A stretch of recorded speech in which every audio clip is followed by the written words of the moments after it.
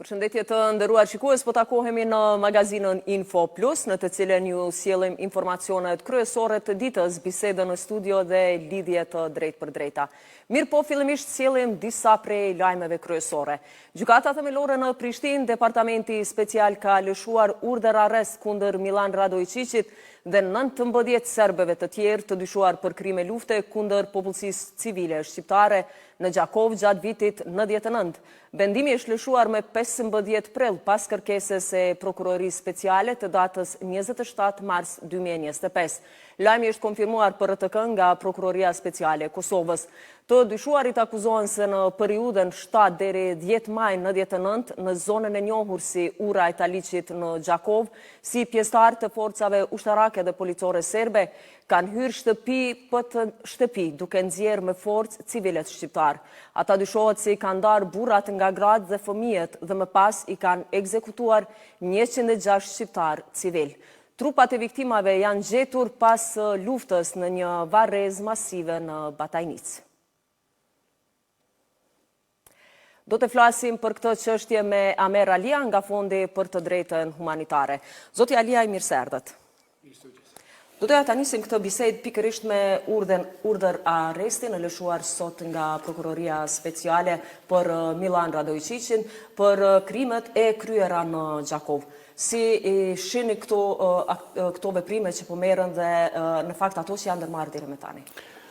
Po ne sot e kemi parë lajmin ku është lëshuar një urdhër arrest nga Gjykata Themelore e Prishtinës kundër 20 personave për krimet e luftës në Gjakov, ashtu siç e keni potencuar edhe ju në hyrje, ku në mesin e tyrve është edhe Milan Radojčić. Kjo kërkesë e prokurorisë është parashtruar para një muaji pranë kësaj gjykate dhe gjykata me 27 mars e ka lëshuar urdhër arrestin për këta persona dhe sot duli ky lajmi i cili për të cilin dyshohen që të njëjtit kanë bërë krimet e luftës në Gjakov. Në mesin e këtyre emrave ka edhe 3 persona të cilat kanë pasur pozitat të hierarkisë komanduese, të themi, të Ministrisë Punëve të Brendshme, të forcave ushtarake e të tjera.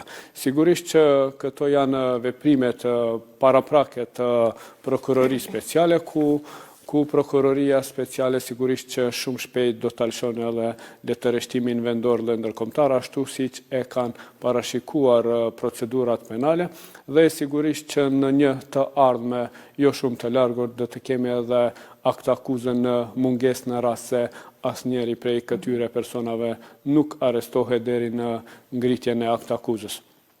Masanej me hyrjen në fuqi të ligjit për gjykimin në mungesë janë parashikuar rregullat apo procedurat se si duhet të veprojnë prokuroria dhe gjykata, do të publikohet ftesa dhe akt akuza në faqen zyrtare të prokurorisë, gjykatës dhe gazetës zyrtare. Po ndoshta tani në këtë fazë është shumë herë të flasim për akt akuzë, por sigurisht që pas mundësisë ngritjes së akt akuzave në mungesë, sigurisht që prokuroria do ta ndjek këtë linjë dhe këto mundësi të cilat i ka në dispozicion sipas kodit të procedurës.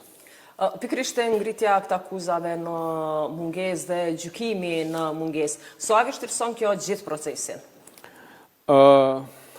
Tani praktikuesit e gjykimeve në mungesë, ku janë gjyqtarët, prokurorët dhe avokatët, ata duhet t'i ndjekin procedurat që i kanë bërë ligjvënësit, sigurisht që ka kritik të cilat janë kundër gjykimeve në mungesë për shkak të kushteve strikte të cilat i kërkon gjykata Evropiane për drejtat e njeriut, por prokuroria, gjykata duhet i respekton procedurat në ligj, sigurisht që ka sfida.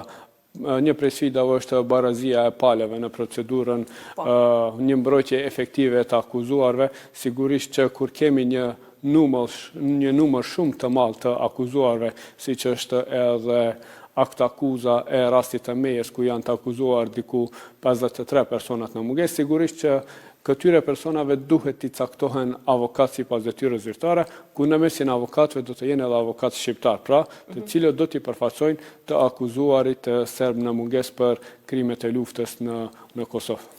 Ju si fond, sa lëndë keni proceduar dhe sa ka qenë vështirë që të procedohen, të arrije deri te procedimi i tyre? Ne si fond kemi disa projekte lidhur me drejtsinë tranzicionale, ku një prej projekteve është monitorimi i këtyre gjykimeve për krimet e luftës, po ashtu në të kaluarën kemi inicuar edhe rreth 20 kallëzime penale pranë prokurorisë dhe gjykatave në Serbi. Disa prej këtyre rasteve janë inicuar dhe kanë përfunduar, por sigurisht që shumica prej këtyre rasteve nuk kanë filluar procedurat dhe ende ato kallëzimet penale nuk janë trajtuar seriozisht nga organet e ndjekjes. Tani, ne pas hyrjes në fuqi e kemi parë që nga hyrja në fuqi e ligjit për gjykime në mungesë janë ngritur një numër i konsideruar i aktakuzave, ku rreth 76 persona janë akuzuar në mungesë dhe në dhjetor të vitit të kaluar e kemi patur edhe aktgjykimin e parë në mungesë nga shkalla e parë apo nga gjykata themelore e Prishtinës. Sigurisht që këto procese kanë edhe sfidat e veta. Një prej sfidave kryesore është koha, e cila me kalimin e kohës vdesin dëshmitarët, vdesin personat të cilat kanë bërë krimet e luftës, dhe sigurisht që në rast se vdes një person i cili ka bërë krimet e luftës, atëherë procedura ndaj tij duhet të ndërpritet dhe nuk mund të akuzohet një person i cili nuk është gjallë. Po sfida kryesore është mosbashkëpunimi juridik mes Kosovës dhe Serbisë. Pra, shtetasit e Serbisë të cilat kanë qenë të involvuar në krimet në Serbi, Serbia nuk i ekstradon, e po ashtu as nuk i përndjek penalisht. Si fond keni bashkëpunim edhe me Fondi për të drejtën humanitare në Serbi dhe pikërisht kjo çështja e mosbashkëpunimit të Serbisë me Kosovën. A janë çështjet e cilat ngriten edhe atje dhe a kërkohet bashkëpunim më i madh në këtë aspekt?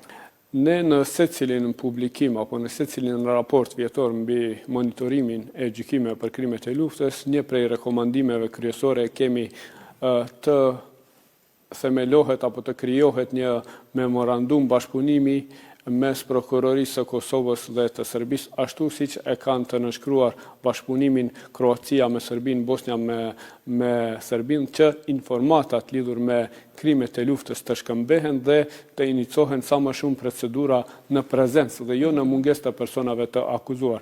Për arsye se, sipas mendimit tim, nuk ka ndonjë efekt në rast se dikush dënohet në mungesë dhe nuk është ndonjë satisfaksion i madh për familjarët, për viktima, që personi të dënohet në letër dhe i njëjti të vazhdojnë jetën i lirë në Serbi. Pra sigurisht që familjarët dëshirojnë që ata të cilat kanë bërë krime ta vuajnë dënimin dhe të dënohen me burg. Ajo po ashtu e cila vazhdon të mbetet çështje e diskutueshme janë gjykimet e cilat po bëhen ndaj disa personave për krime lufte, kërkohet që të jetë numër më i madh i gjykimeve. Në anën tjetër po ashtu ka zhagitje të procedurave dhe po ashtu edhe dënimet janë minimale, bazuar në ato me ligjet e cilat janë në fuqi. A mendoni që këto çështje mund të ndryshohen? Po që nga pranimi i kompetencave nga misionet ndërkombëtare në qershor të vitit 2018 nga EULEX-i tek vendorët, në vitin 2015 është krijuar Departamenti për krimet e luftës pranë PSRK-s, ku për momentin janë të angazhuar 5 prokurorë special të cilët merren me ndjekjen penale të krimeve të luftës, dhe këto 2 vitet e fundit kemi patur një numër të konsiderueshëm të aktakuza, ku vitin e kaluar apo gjatë vitit 2024 janë ngritur rreth 13 aktakuza për krimet e luftës, ku në mesin e tyre ka dhe disa aktakuzat në mungesë. Kohëve të fundit po shihet një rritje statistikore në ngritjen e aktakuzave në mungesë. Sigurisht që për 25-6 vite pas përfundimit të luftës, duke i pas parasysh të gjitha institucione qoftë vendore apo ndërkombëtare, nuk kanë bërë mjaftueshëm për dënimin e kriminaleve të krimeve të luftës. Nga të gjitha institucione qoftë vendore apo ndërkombëtare janë dënuar rreth 74 kryerës të krimeve të luftës me aktgjykime të formës së prerë. Do doja të kaloja edhe tek një çështje tjetër, në fakt procesi gjyqësor në Hag, kemi parë ndryshimin e akt akuzës, ku është dorëzuar një akt akuzë ndryshuar në procesin gjyqësor ndaj ish-presidentit Hashim Thaçi, bashkim Smakajt dhe të tjerëve, si keni parë po ashtu këtë proces dhe sa mund të dëmtoj tutje palët? Po kjo është akt akuza e dytë kundër Thaçit, e po ashtu edhe personat të tjerë të cilat akuzohen për herë të parë për veprat penale të pengimit të administrimit të drejtësisë, pra që përveç rasteve të krimeve të luftës dhe krimeve kundër njerëzimit që janë të parashikuara që mund të gjykohen nga kjo gjykat, po ashtu kjo gjykat ka kompetencë edhe për veprat penale të pengimit të administrimit të drejtësisë. Sigurisht që nuk është mirë që të kemi shumë akt akuza për pengimin të administrimit të drejtësisë. Në të kaluarën kemi patur vendime të plotfuqishme kundër Gucatit dhe Haradinaj, masandej kemi patur edhe raste tjera kur kam pranuar fajsin për ndikim të dëshmitarët. Sigurisht që rastet ku ka pengim të administrimit të drejtësisë nuk i shkojnë favor personave të cilat akuzohen për krimet e luftës apo katërshes e cila akuzohet dhe është në gjykim apo në shqyrtim kryesor. Tani më dëshmitarët e prokurorisë kanë përfunduar me dhënien e dëshmisë. Është kjo faza tani më e mocioneve për rrëzimin e akuzave dhe sigurisht që gjithmonë prokuroria do ta përdorë si pretekst që në anën tjetër kemi ende ndikim në apo pengesa në administrimin e provave apo në pengim të administrimit të drejtësisë dhe do ta kërkon gjithmonë si arsyetim me rastin e vazhdimit të masës së paraburgimit. Sigurisht që shumica prej kushteve të veçanta të cilat janë të parashikuara për vazhdimin e paraburgimit tani më kanë pushuar, aratisja, ndikimi të dëshmitarëve të tjera, por rasti aktual i cili i është ngritur kundër Thaçit, sigurisht që do të jetë një pengesë apo të themi një pretekst të cilën do ta përdor prokuroria që gjithmonë do të këmbgulte në masën e sigurisë së paraburgimit ndaj personave të akuzuar. Mirë, po nëse flasim në procesin tërësi dhe po ashtu në dëshmitë të cilat janë dhënë gjatë këtij procesi gjyqësor, ku pjesa më e madhe e dëshmive janë bërë të mbyllura, nuk kanë qenë të hapura për publikun, atëherë nëse flasim në tërësi edhe për transparencën, sa mund të jetë një gjykim i drejtë? Ky rast dhe rasti i Sali Mustafës e rastet të tjera të cilat janë procesuar për krimet e luftës pranë dhomave të specializuara në krahasim me rastet pranë Tribunalit të Hagës dhe gjykimeve për krimet e luftës në Kosovë, pra këto procedura pranë gjykatës speciale janë treguar më të mbyllura, apo ku 50% të dëshmitarëve të prokurorisë fare nuk janë dëgjuar në seancat publike, po ato janë dëgjuar në seancat e mbyllura për publikun. Sigurisht që kjo i avështirëson punën edhe monitoruesve, edhe mediave që ta krijojnë një opinion të vet në rast se ka pasur prova të mjaftueshme nga prokuroria që në fund gjykata të merr një aktgjykim meritor. Sigurisht që edhe monitoruesit, edhe mediat kanë pasur të drejtë kur e kanë ngritur zërin që gjykata speciale duhet të jetë më transparente, duhet të reduktohet reduktimi i seancave, pra sa më pak është dashur që të mbyllen seanca për publikun, për arsye se një pjesë e konsiderueshme e akuzave të cilat janë pjesë e akt akuzës kundër Thaçit dhe të tjerëve, ato vetë se janë shqyrtuar qoftë nga Tribunali Hagës, qoftë nga gjykatave në Kosovë, UNMIK, EULEX dhe shumica apo një pjesë e konsiderueshme e akt akuzave në Kosovë janë dëgjuar dëshmitarët në seancat publike. Dhe unë mendoj vetëm në ato raste ku do të mund të zbulohet identiteti i dëshmitarit të mbrojtur, është dashur që të redaktohet dhe pjesa tjetër e dëshmisë duhet të lejohet për publikun, pra që opinioni të krijon një bindje të vet lidhur me vendimin përfundimtar në fund të gjykimit. Në vazhdimsi kemi diskutuar për procesin stërgjatjen e këtij procesit edhe me avokatët dhe po ashtu edhe me njohës të çështjeve juridike. Tani kur kanë përfunduar dëshmit dhe kemi mbrojtjen e cila do të vazhdoj tutje me procesin, a mund të presim një përfundim të shpejtë të kësaj çështje? Po tani më një periudhë deri në 2 muaj ose deri në korrik do të merr kjo periudha e emocioneve për rrëzimin e akuzave, përgjigjeve të prokurorisë, në rast se rrëzohet ndonjë prej akuzave, atëherë prokuroria ka të drejtë që ta apelon atë vendim dhe të gjitha këto afate të cilat janë të parashikuara do të ndikojnë që deri ndoshta ka fundi i verës të mos fillohet me dëgjimin e dëshmitarëve të palëve të treta. Pra, pas dëgjimit të dëshmitarëve të prokurorisë, përfaqësuesi i viktimave ka të drejtë që të propozon një numër të konsideruar të dëshmitarëve dhe më pastaj janë dëshmitarët e mbrojtjes të cilat do të propozohen nga 4 të akuzuarit. Dhe duke pas parasysh se sa do të jetë numri i vogël apo i madh, atëherë do të kalkulohet dhe sa do të zgjatë procedura gjyqësore deri në fund të gjykimit, por gjatë këtij viti është problem që të përmbyllet me një vendim të shkallës së parë. Zoti Alia, ju falenderoj shumë për intervistën. Kënaqësi, faleminderit.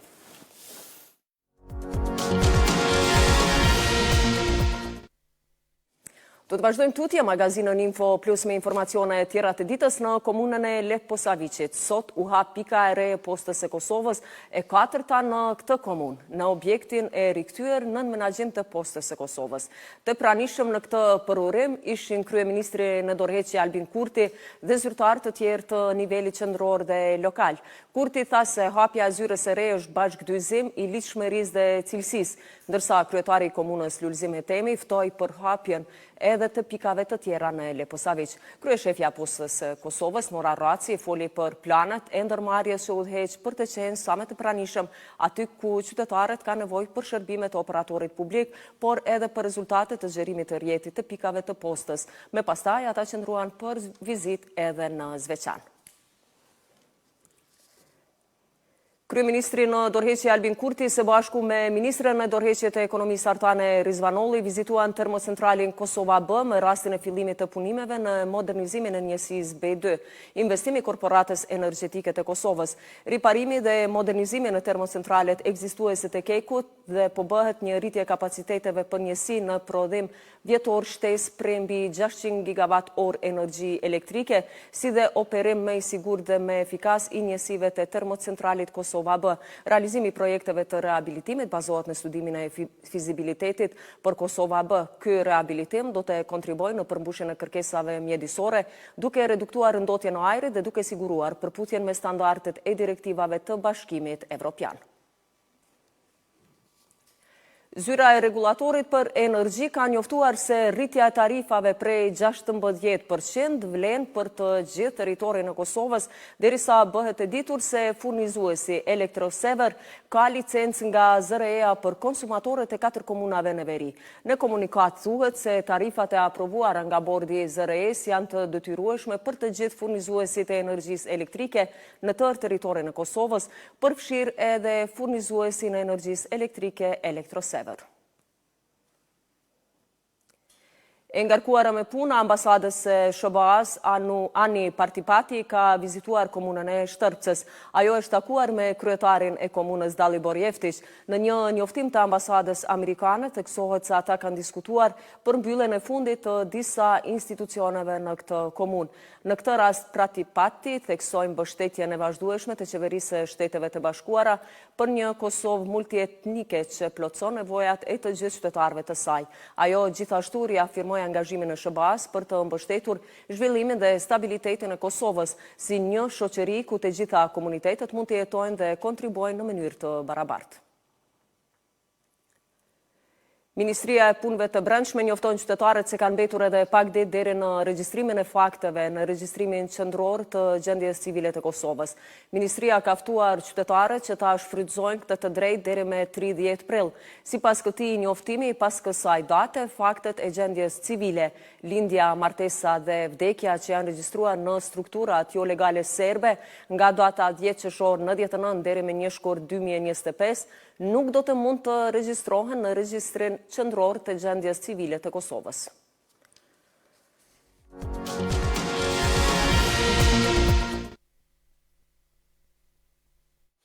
Komuna e Prishtinës ka rinisur sërish sot punimet në sheshin Gjeorgj Bush, ndonse ato ishin ndërprerë për 2 herë nga Inspektoriati i Trashëgimisë Kulturore. Këto punime kishte dalë të shoh nga afër edhe kryetari i Prishtinës Përparim Rama, i cili ka thënë se janë brenda kornizave ligjore dhe punimet do të vazhdojnë e nuk do të ndalen. Ndërkohë, Drejtoria Rajonale e Policisë e Kosovës informon se prezenca e zyrtarëve policor në sheshin Gjeorgj Bush në Prishtinë ishte një asistent të drejtorisë inspeksionit të komunës e Prishtinës për aktivitetet të planifikuara në kuadër të punës sekondare, aktivitetet që nuk ndërlidhen me asistimin e kryerjes së punimeve në atë zonë. Inspektoriati i Trashëgimisë Kulturore me 12 mars të këtij viti kishte ndaluar punimet në këtë shesh vetëm 2 ditë pasi kishin nisur nga komuna e Prishtinës. Projekt ky që ka vlerën prej 18 milion e 400.000 euro. Do të vazhdojmë të flasim për shërbimet publike në kryeqytet me drejtorin për shërbime publike në komunën e Prishtinës, Bekim Brestovci. Zoti Brestovci, mirë se erdhët. Faleminderit për ftesën, kënaqësi të jemi bashkë. Faleminderit, do doja ta nisi pikërisht këtë bisedë me zhvillimet që po ndodhin në sheshin Gjeorgj Bush, në fakt vinin nga Drejtoria për Shërbime Publike, po padyshim që mund të flasim edhe për këtë çështje. Sot ka nisur sërish punimet edhe pas asaj që thot Trashëgimia Kulturore dhe në bazë të asaj që thot Ministria e Kulturës dhe Inspektoriati, si do të veprohet tutje në këtë çështje? Po sot në fakt kemi vazhduar me punimet, ne fillimisht e kemi marrë në konsiderat çfarë ka thënë Inspektoriati i Ministrisë Kulturës. Dhe natyrisht jemi konsultuar dhe me ekspertët tanë të brendshëm që i kemi, qoftë Drejtoria e Urbanizmit, natyrisht edhe zyra jonë ligjore, dhe ne kemi parë që ne mund të vazhdojmë lirisht me punimet, sepse gjendemi brenda perimetrit i cili është zonë jo e mbrojtur sipas ligjit për trashëgimit kulturore, andaj edhe sot kemi vazhduar si të jetë një ditë krejt normale pune, me punët të cilat na presin, të cilat janë bukur të ndodha, të cilat do të donim që t'i realizonim brenda planifikimeve kohore që i kemi, që i bie brenda kësaj sezone të vitit 2025. A pat sot ndonjë pengesë? Ishin inspektorët në fakt të pranishëm. Çka u tha gjatë nisjes së punimeve? Në fakt ne kemi shku të përgatitur për një ballafaqim me fakte, natyrisht, sepse e dinim fort mirë që jemi në të drejtën tonë, që jemi në vija të cilat nuk atakojnë çfarë do të qoftë mbrojtje të monumenteve kulturore. Unë tani më edhe si drejtori i inspektoriatit, kam qenë edhe në prani edhe në shoqërim të inspektorëve tonë, edhe të ndërtimit, po edhe të rendit komunal, sepse po të ishte nevojë natyrisht do kishim edhe ballafaqim faktësh, ballafaqim argumentesh, ka ardhur pastaj një grup i inspektorëve të Ministrisë Kulturës për të pasur se si po vazhdojnë punimet dhe brenda cilat perimetre po zhvillohen punimet dhe natyrisht edhe ata kanë bërë të njëjtin konstatim që punimet që kanë filluar sot dhe që do vazhdojnë ditëve në vim nuk e atakojnë në asnjë formë dhe nuk e cenojnë këtë perimetrin e mbrojtjes që është si trashëgimi kulturor, andaj edhe nuk kemi pas ndonjë telash për të vazhduar me punimet gjatë ditës së sotme. A është kërkuar ndonjë vendim për këtë çështje? Jo, nuk është kërkuar asnjë vendim, sipas gjithagjasave atave që dinë cili është linja dhe perimetri i mbrojtur sipas trashëgimisë kulturore dhe kanë pasur që punimet po zhvillohen jashtë atij perimetri, andaj ka qenë një prezencë e tyre një kohë shumë të shkurtër dhe natyrisht me vetë faktin që ata janë bindur që gjendemi brenda perimetrit të lejuar, janë larguar pastaj nga vend punishtja. Nëse ndalem të i gjithë debati që është zhvilluar pikërisht për këtë çështje, debati e Ministrisë e Kulturës, Komunë, Inspektoriat. Cila qëndron e vërteta? Për shkak se Ministria thot preken objektet të trashëgimisë kulturore, njëjtë ka deklarimin e saj edhe Inspektoriati, i cili thot që preken po ashtu parametrat që janë të trashëgimisë kulturore, në anën tjetër Komuna e Prishtinës po thoni që nuk po preken ato parametra. Ku qëndron e vërteta në këtë çështje?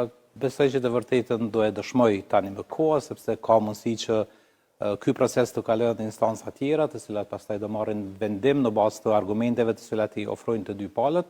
Ne e dim saktë që jemi në të drejtën tonë, sepse e parës bëhet fjalë për një hapësirë publike e cila i takon kryeqytetit. E dyta, objektet për të cilat pretendohen që gëzojnë mbrojtje kulturore, siç është ish Radio Prishtina, tani Radio Kosova, Rektorati, pastaj Hotel Grandi, janë më tepër fasadat e tyre të cilat gëzojnë një mbrojtje. Në asnjë formë projektin të cilin po e zhvillon Komuna e Prishtinës nuk atakon, sepse ne po bëjmë vetëm punë sipërfaqësore, do thotë në traseën e asfaltit, po e largojmë asfaltin e vjetër për të kryer pastaj punime për t'i vënë ato kupzat e gurit të cilat është para pa dhe për t'i bërë disa intervenime të cilat jo që duhet senojnë trashëgiminë kulturore, po do ja rrisin vlerën komplet atij regioni aty sheshit Gjergj Bush, e njëkohësisht edhe këtyre objekteve të cilat gëzojnë një mbrojtje, po kryesisht është fasada e cila gëzon një mbrojtje, jo diçka tjetër, do thotë nuk është rruga aty ku po bëhen edhe punimet. Kështu që po them ne jemi në të drejtën tonë. Mbi e keq ta them, por këto të gjitha siç duket kanë një tendencë më tepër politike se sa praktike. Andaj është mirë që kemi një shtet ligjor i cili natyrisht në ballafaqim të fakteve, të provave, të dëshmimeve dhe të një gjendje reale faktike në terren do e sjellë edhe verdiktin e dur nëse do ketë nevojë. Pse po e thoni këtë? Po mendoni që po bëhet për veprime politike nga ana e pushtetit qendror? Po nga këndvështrimi im nuk do dija se si do e klasifikoja ndryshe, sepse e dim sakt që ne nuk po bëjmë asnjë punë e cila nuk është e lejuar. Fundja në atë rrugë tani edhe po të kishte nevojë të gërmohej për shkak të vendosjes së ndonjë gypi nga termokos me siguri që ato punime do vazhdonin të bëheshin në para pak muajve kemi pas edhe aty gërmime disa ditore prej sjelljes sepse është dashur të hapet një gro, pastaj të vendoset një gyp i ri, ka pas shpërthim të atij gypi. Dim që nuk është i vetmi intervenim ky që po bëhet tani në asfalt, kështu që asnjëherë nuk ka qenë pengesë për askënd, tani po bëhet disi pengesë. Mirë po, siç duket, dikon po e pengon më tepër suksesi që do arrihet dhe sheshi i cili do krijohet dhe do vetë dispozicion të qytetarëve se sa që ka do shta një motivim me të vërtet t'i dalë zot mbrojtjes së një fasade e cila edhe ashtu nuk atakohet. A do të vazhdoni me punimet edhe përkundër asaj që nëse insistohet që të ndërpritën punimet, a do të vazhdoni përtej kësaj? Ne do vazhdojmë gjithsesi me punimet, sepse po them jemi në drejtën tonë, fundja fundit inspektorët e trashëgimisë kulturore mund ta bëjnë punën e vet, po edhe ne do ta bëjmë punën tonë, pastaj janë instanca tjera ligjdhënëse, siç janë gjykatat, të cilat mund të vendosin pro ose kundër një projekti. A jeni të gatshëm të ballafaqoheni në gjykata për këtë çështje? Po gjithsesi, patjetër. Ne do e shpijim projektin deri në fund. Po ashtu janë edhe disa çështje tjera që prekin faktikisht shumë rrugë në kryeqytet dhe që në fakt po krijojnë telashe edhe përveç qarkullimin, trafikun. Si qëndron problemi edhe me këto çështje? Cilat po janë të xhamia, po ashtu janë edhe disa çështje tjera. Po ne tani kemi pas në plan të fillojmë edhe gërmimin në rrugën Agim Ramadani, sepse është një projekt. Agim Ramadani. Edhe një projekt ku do të duhet bëj pastaj një nënkalem dhe pjesa sipërme të shndrohej në shesh, mirë po edhe këtu kemi telashe me Ministrinë e Kulturës sepse pretendohet që aty ka mbetje arkeologjike dhe për ta evituar për momentin një situatë e cila mund të eskalonte edhe të shkonte në dëm të lëvizjes së lirë të qytetarëve dhe të vetura, për momentin është pezulluar si projekt dhe fokusimi jonë do jetë njëherë në sheshin Gjergj Bush. Kemi filluar vetëm ta bëjmë një gryerje sipërfaqësore të asfaltit në këtë pjesë, në një pjesë të rrugës Agim Ramadani ku rruga ka qenë tepër e dëmtuar dhe do i vetë një shtresë e re dhe për momentin pastaj do mbetet me kaq. Kjo i bie që nuk do të realizohet plani të cilin e keni pas? Jo, absolutikisht kjo nuk do të thotë që ne kemi hequr dorë prej planit, vetëm që e kemi sistemuar në plan të dytë pas përfundimit të projektit Agim Ramadani. Tha që Ministria e Kulturës ka thënë që dyshohet apo ka gjetje arkeologjike. A e bërë kërkime ma herët? A është ditë ma herët që ka pas? Po jo, ne simas kërkimeve që ne kemi bërë, ne nuk kemi hasur që ka diçka të tillë, sepse sot për sot mund bëhen edhe gjurmime arkeologjike edhe pa hyrë në pjesën nëntoksore, tani teknologjia më ka avancuar dhe simas krejt atyre që ne kemi bërë nuk pretendohet ketë diçka të tillë. Po sidoqoftë është për momentin akoma një fazë ballafaqimit të fakteve të prova, kështu që njëherë për njëherë ne jemi koncentruar të vazhdojmë punët në sheshin Gjergj Bush e pastaj do shohim për pjesën tjetër të rrugës Agim Ramadani, edhe pse këto projekte nuk janë projekte të cilat do të hiqen nga drejtoria ime, po duke qenë në përditshmëri në këtë problematikë inkorporuar, mund i informojmë sa do pak qytetarët. Sërish probleme me Ministrinë e Kulturës.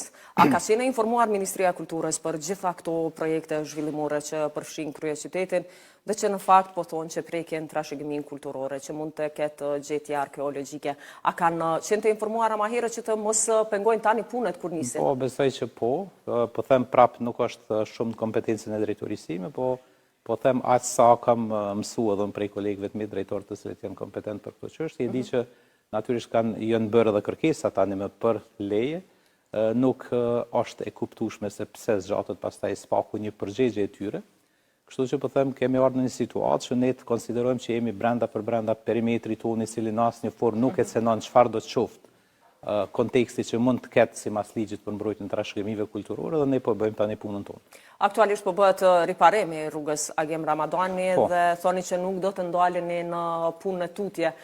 Kur i bie kjo që të niset projekti i madh të cilin keni paraparë? Po them është çështje me të vërtetë një drejtorie krejt tjetër, nuk do doja tani të shpekuloja me afate, e di që për tani është duke u bërë vetëm një sanim sipërfaqësor për të pasur një qasje më të lehtë dhe një qarkullim më të lehtë të veturave.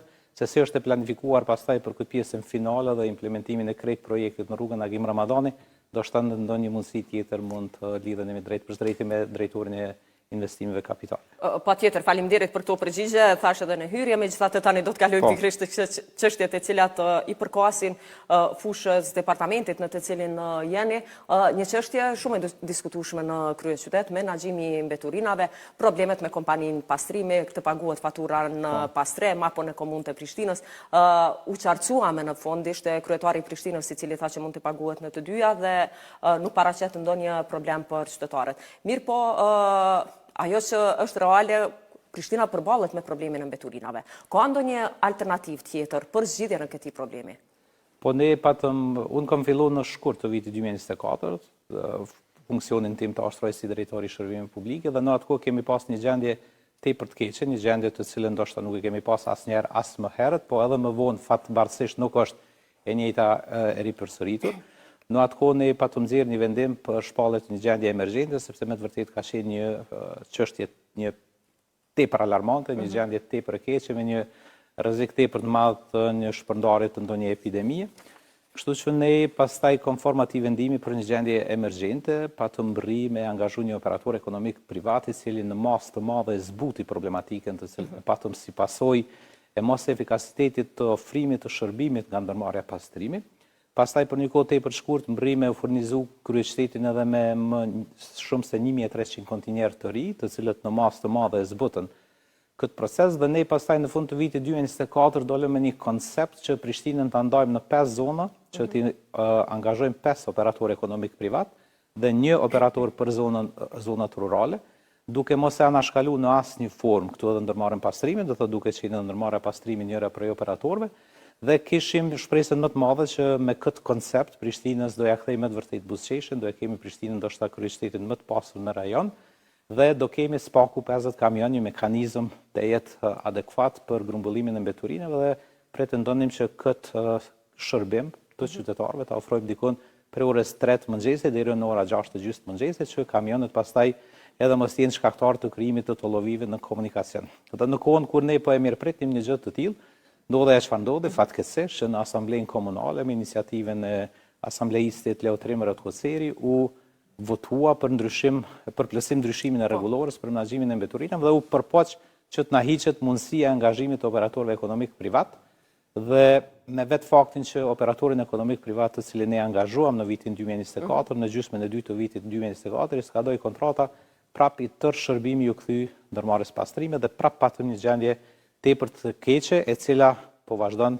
tutje, të jetë jo e mirë, po jo aq e keqe sa që ka qenë në gjysmën e parë të vitit 2024, duhet jemi real. A ka tani kapacitetet e shtuara në raport me ato që kanë qenë më parë apo po veprohet sërish me kapacitetet e njëjta?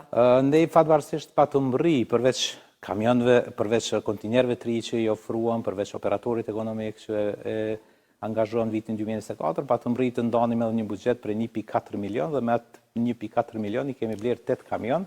6 prej tyre veç ja kemi dorëzuar ndërmarrjes pastrime dhe kjo është ajo çfarë e ka përmirësuar gjendjen krahasimore me vitin 2024, me fillimin e vitit 2024, do thotë tani ndërmarrja pastrime qëndron pak më mirë me mekanizëm, mirë po larg asaj çfarë duhet të jetë, sepse ne për t'i ofruar kryeqytetit shërbimin e duhur dhe në kohë nevojiten spaku 50 kamion të cilët janë funksional dhe me kapacitete të plota të punës për të arritur në kohë për të ofruar një shërbim të tillë, gjë të cilën ndërmarrja pastrimi nuk e ka dhe nuk do mund ta ketë edhe një periudhë të gjatë kohore, andaj edhe pretendimi jon ka qenë që tutje të vazhdojmë me operator ekonomik privat. Ne pastaj patëm ardhur në një situatë të tillë që u dash prap në shkurt këtij viti të shpallim edhe një gjendje emergjente dhe si rrjedhoi e kësaj gjendje emergjente, pastaj kemi shpallur një procedurë tenderimi spaku për angazhimin e 2 operatorëve ekonomik në një periudhë kohore prej 6 muajve. Kjo procedurë ka përfunduar, mirë po fatkeqësisht kemi një ankesë dhe procesi është tani në OSHP, duke u trajtuar, shpresojmë që brenda pak javët vendoset në favor të komunës dhe që të kemi mundësi që këta dy operatorë ekonomik t'i kyçim për këtë pjesë të vitit 2025 në mënyrë që t'i japim pastrimit ndihmën e mjaftueshme që ata pastaj të kenë një potencial më të madh të teknologjisë dhe të mekanizmit i cili mbirret pastaj me bartën e mbeturinave dhe natyrisht që ndoshta ndërmarrja e pastrimit ta ketë një region pak më të ngushtuar dhe në atë region me siguri ndoshta me mekanizmin aktual mund të jetë pak më efikas se sa që është tani për tani. A vazhdojnë ende problemet me kompaninë pastrimi apo keni arritur të qetësohet situata në këtë aspekt? Jo, në fakt problemet i ka shkaktuar asambleja komunale, sepse pastrimi ndoshta nuk e fajsoi shumë, ata janë në shërbim të asaj dhe mundohen të bëjnë atë çfarë mund të bëjnë. Mirë po, asambleja komunale dhe vendimi i asamblesë komunale sinqerisht ka qenë komplet puro politik, sepse siç duket aty dikush e pati një frikë të madhe prej suksesit të madh që mund të arrijmë në vitin 2025 në krejt sektorin e menaxhimit të mbeturinave. Lën teksohet që ne në vitin 2024, në gjysmën e dytë të vitit 2024 kemi filluar për herë të parë në mënyrë të organizuar të bëjmë edhe grumbullimin e mbetjeve ndërtimore dhe atyre vëllimore. Kemi saktuar 101 lokacione ku qytetarët mund t'i hudhin mbeturinat, qofshin ato vëllimore, qofshin ato ndërtimore dhe pastaj në atë natë bartën nga kompanitë të cilat janë të kontraktuara dhe po e vendim një bazë të shëndosh të një mirë menaxhimi të krejt konceptit që ka të bëjë me mbeturinat të gjitha llojeve. Kështu që kjo si duket ka një alarm e bukur sinjalizues të subjektet politike opozitare dhe u munduan që të bëjnë diçka, mirë po jam prap optimist që ne do e fitojmë këtë kontest, sepse ne kemi bërë ankesë në Gjykatën Supreme, kemi bërë ankesë në Gjykatën Kushtetuese. Mendojmë që ky plotësim ndryshime rregullorës bie ndesh edhe me ligjin e konkurrencës, sepse nuk ka mundësi që të përjashtohet sektori privat prej komplet një shërbimi në kryeqytet.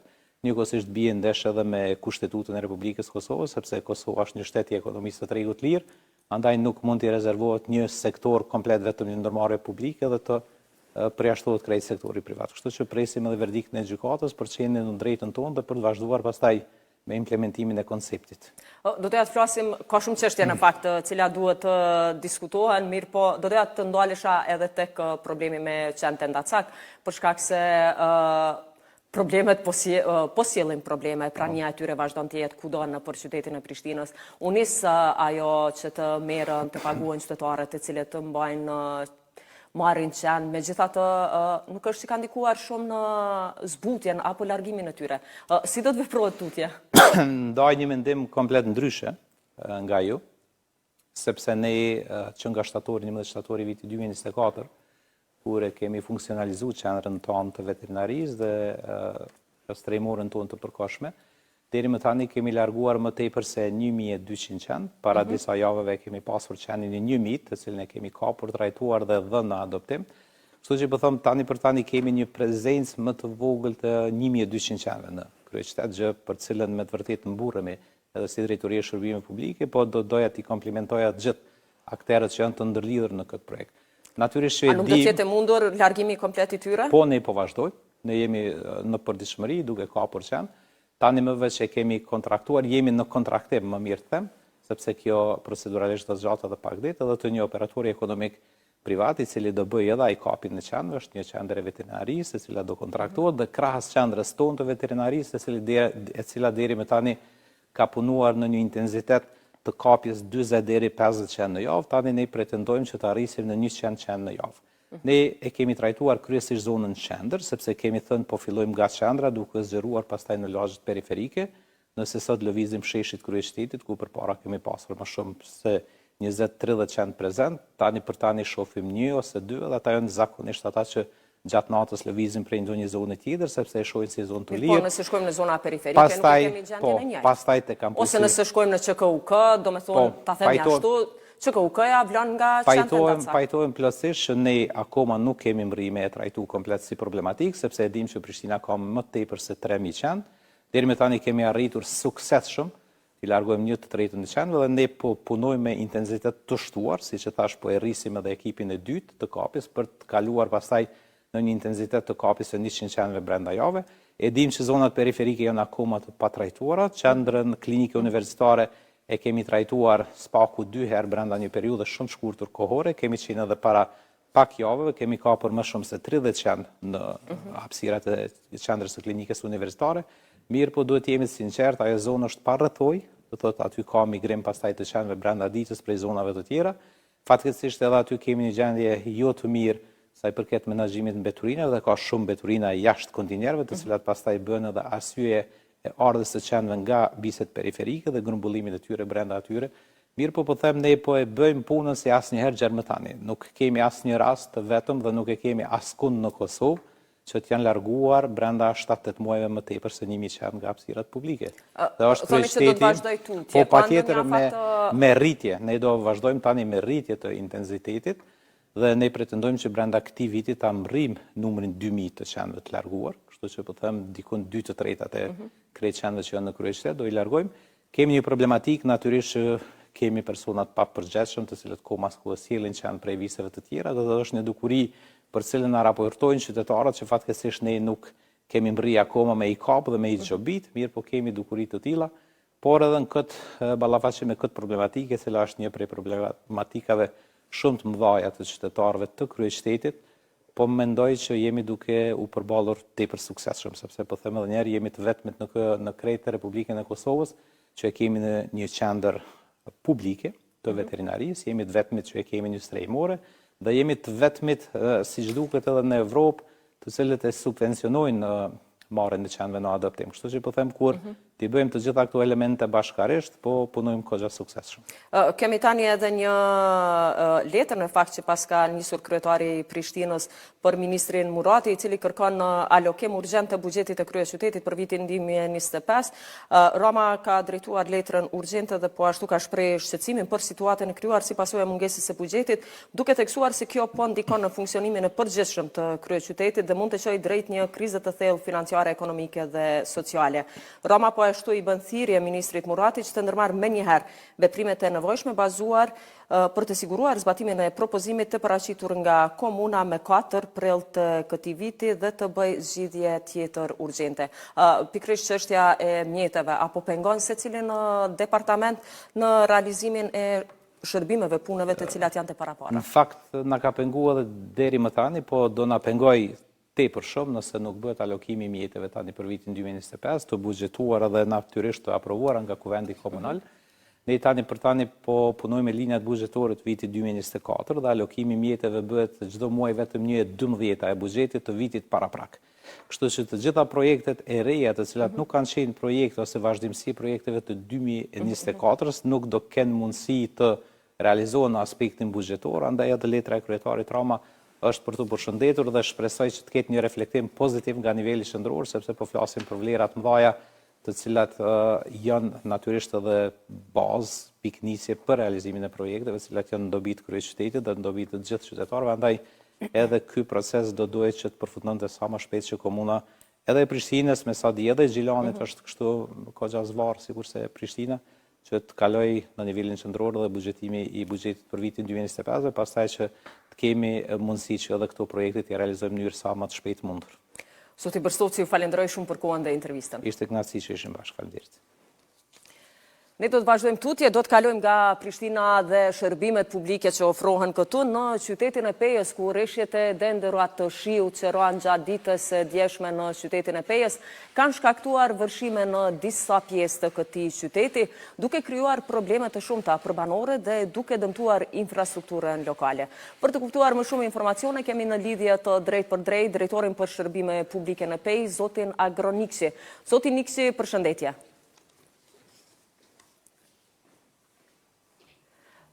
Si paraqitet gjendja në qytetin e Pejës pas rreshjeve të djeshme të shiut?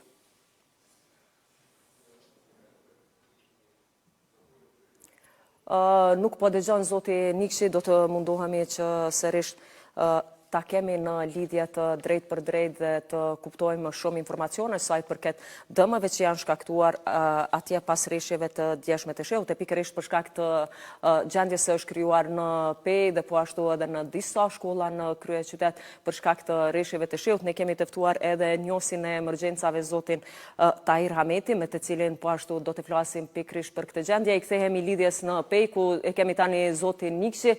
Zoti Nikshi, edhe një herë përshëndetje dhe si paraqitet gjendja pas rreshjeve të shiut në qytetin e Pejës? Përshëndetje edhe për ju, e për këtë nga të drejtë për drejtë sot. Po, ne dim se mbrëm gjatë orëve të pasdite në qytetin e Pes kishte një incident lartë shiut, ku si pasojë edhe na i ka bo disa të papritura në qytet, siç janë dalja disa kanale nga shtrati i vet, disa kanaleve të hapura në disa lagje të qytetit, si është lagja Aslanqeshme, lagja në Dy Korriku dhe në pjesën e Majës së Zezë, si i themi ne. Kështu që sot gjendja u kthy normalitetit, ne jemi me gjitha ekipet tona në terren, si ato emergjente, si me kompanitë e mirëmbajtjes, që të mund të kthehet gjendja siç ishte para rreshjeve të shit dhe të bëhet pastrimi gjithë atyre hapësirave publike nga balta edhe nga zhavori i cili është dalë në rrugë nga dalja këtyre prockave apo kanaleve të hapura. Janë lagje në fakt të cilat po përballen pothuajse me probleme të vazhdueshme sa herë që bieshi. Cilët janë shkaktarët që po ndikojnë në këtë? Po, faktikisht, na si komunë, më thonë, këto 2 vitet e fundit jemi duke intervenuar në të gjitha kanalet e hapura ekzistuese që kanë qenë para shumë vitësh të ndërtuara. Do me thonë, është kjo lagja Aslanqeshme, ku para 2 vitëve kishim aty një vërshim ku kishte edhe viktima, është lagja Dy Korriku, lagja Gjemalkada, lagja zonës e Zatrave. Ne, si drejtori dhe si komunës, bashku me kryetarin, me gjithë ekspertat, me drejtoritë e tjera, do me thonë në lagjen Aslanqeshme, i kemi rindërtuar disa kanalet të cilët kanë qenë jashtë standardit dhe të cilët kanë qenë të uzurpuara. Gjithë ato vende ku i kemi intervenuar dhe i kemi rindërtuar ato kanale, nuk ka pas dalje të ujit nga shtrati i atyre kanaleve. Kurse në pjesën ku mbrëm kishte dalje nga shtrati i kanaleve, do dalje të ujit, janë pjesë që ne ende s'kemi mritë të intervenojmë për shkak të procedurave të nderit dhe procedurave të punëve që vazhdojnë edhe këtë vit. Dhe besoj se gjatë këtij viti do të eliminohen gjitha këto problematika dhe do të lirohen ato hapësira ku janë të uzurpuara mbi kanale apo me ndonjë urë që është jashtë standardeve ndërtuar mbi këtë kanal. A keni informacione të dhëna sa janë dëmët që janë shkaktuar? Po tash dëmët sot vetëm janë lajmëruar disa anvisni shtëpi, domethënë private, lokale, në drejtoritë e emergjencave. Pastaj pas lajmërimit tyre komisioni domethënë që është i krijuar për emergjenca det në vendin e ngjarjes dhe i vlerëson ato. Kurse sa i përket anës publike, në hapësira publike nuk kemi dëme, domethënë vetëm që rrugët janë të ndotura dhe ne edhe sonte gjatë orëve të mbrëmjes kur rrugët janë të lira nga qytetarët dhe nga veturat, do të jemi në terren me ekipet tona për të bërë pastrimin e tyre derisa të kthehet gjendja e mëparshme domethënë normaliteti. Zoti Nisi, ju falenderoj për këtë lidhje dhe informacionet që sjellen nga atje pikërisht sa i përket rreshjeve të fundit që ndodhen dje në qytetin e Pes. Faleminderit nga ju. E ne do të vazhdojmë të mbesim pikërisht në çështjen e vërshimeve dhe pasojat që po sjellen me ku do të flasim me Tahir Ahmetin, njohës i emergjencave. Zoti Ahmeti, mirë se erdhët. Mirë se gjetëm. Dje në fakt patëm rreshje me të mëdha në komunën e Pejës, patë rreshje edhe në Prishtinë, ku një shkollë sot ka mbajtur mësim online pikërisht për shkak të disa dëmeve që janë shkaktuar. Çka mendoni që po i sjell këto probleme që po paraqiten në komunat përkatëse? Po këto rreshte të mëdha që shiut shkaktuan përmbytje në disa zona të Kosovës, këto njëna si vërshime apo përmbytje të shpejta, të cilat caktojnë një zonë të caktuar e vërshojnë dhe duke shkaktuar dëme të mëdha. Dallimin mes të vërshimeve të shpejta dhe vërshimeve të cilat ndodhin në moment kur të dalin prej shtetit dhe që zgjasin më tepër, janë se këto në një interval kohor të shkurtër, domethënë brenda disa orëve, më se themi brenda disa minutave, nga rreshtet e mëdha të shiut mund të vërshojnë lagje të ndryshme në vendet urbane apo kur të kemi të bëjmë në vendet rurale atëherë edhe dalin nga procka dhe mund të shkaktojnë kështu dëme të mëdha qoftë në ekonomi familjare, pastaj edhe në vendet urbane mund të shkaktojnë dëme sikur ka ndodhur në shkollat që i përmendëm.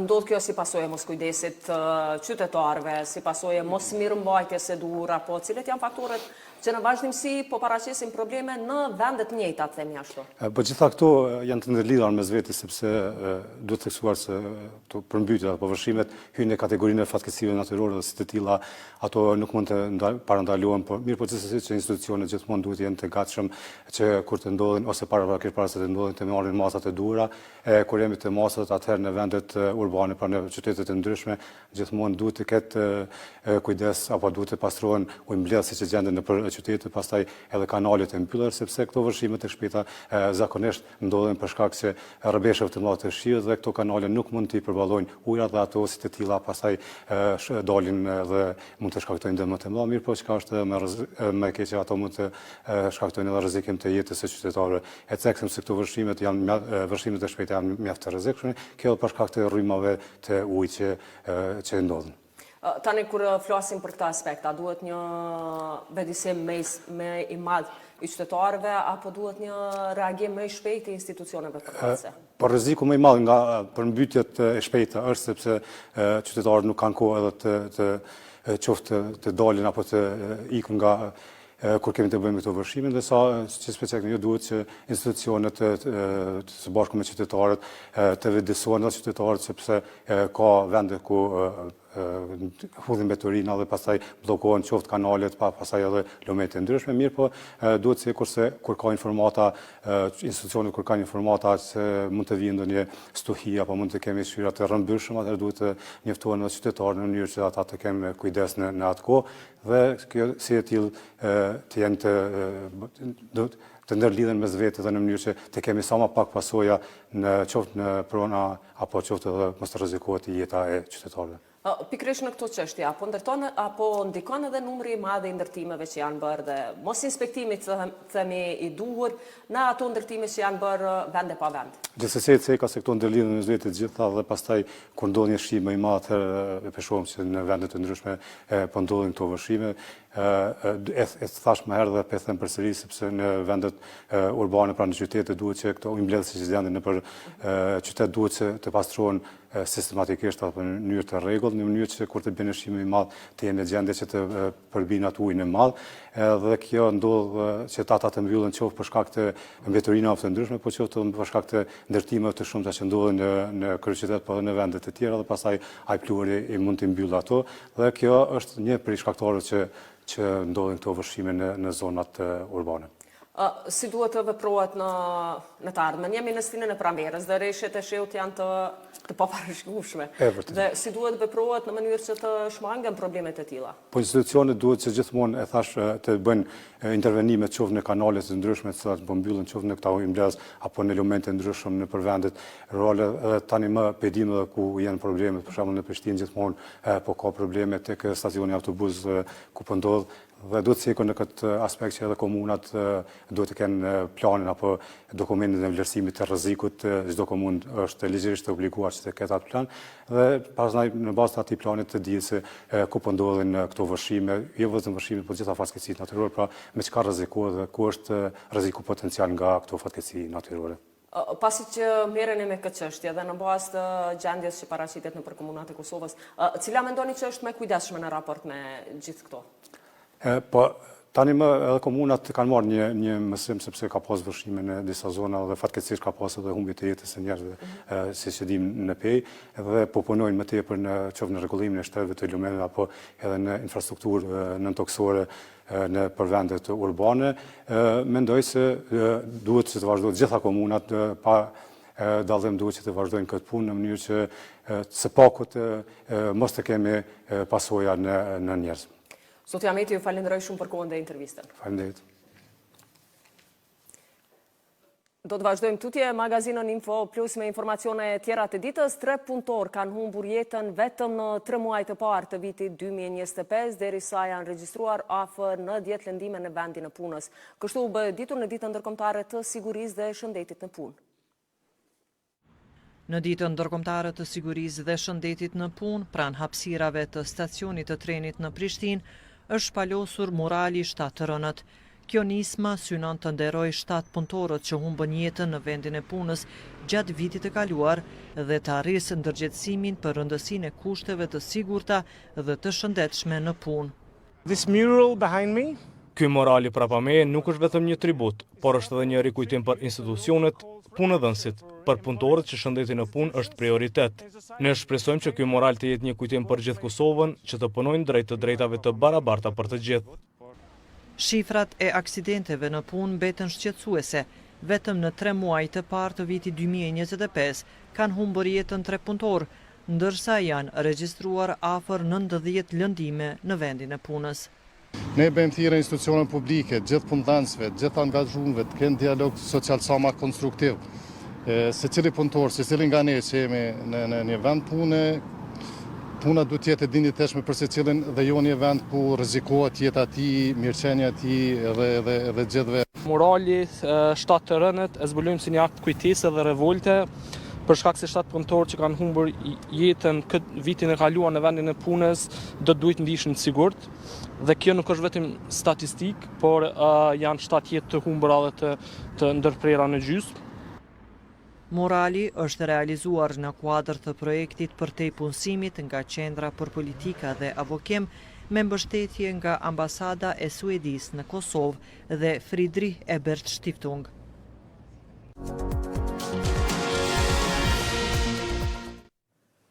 Ju sjellim lajmet kryesore nga arena ndërkombëtare. Një sulm ajror i dyshuar amerikan ka goditur një qendër të emigrantëve afrikanë në Yemen. Një televizion i kontrolluar nga rebelët Houthi ka njoftuar se 68 persona janë vrarë në këtë sulm. Kufoma të mbuluara me plorë dhe mbeturina u shpërnda në rënojat e një qendre paraburgimi për emigrantët afrikanë në Yemen, pas asaj që televizioni i kontrolluar nga Houthit e përshkroi të hënën si një sulm ajror amerikan që vrau 68 persona, ndërsa lëndoi 48 të tjerë. Sulmi ishte një nga më vdekjeprurësi deri më tani në 6 javë të sulmeve ajrore të intensifikuara të SBA-s kundër Houthive, një grup i lidhur me Iranin që kontrollon Yemenin verior dhe që ka goditur anijet në detin e Kuq në atë që e quan solidaritet me palestinezët. Ushtria amerikane nuk i është përgjigjur ende kërkesave të mediave për koment mbi sulmin, por ka thënë se nuk do të jap informacion të detajuar në lidhje me objektivat e sulmeve të saj ajrore për arsye sigurie operacionale.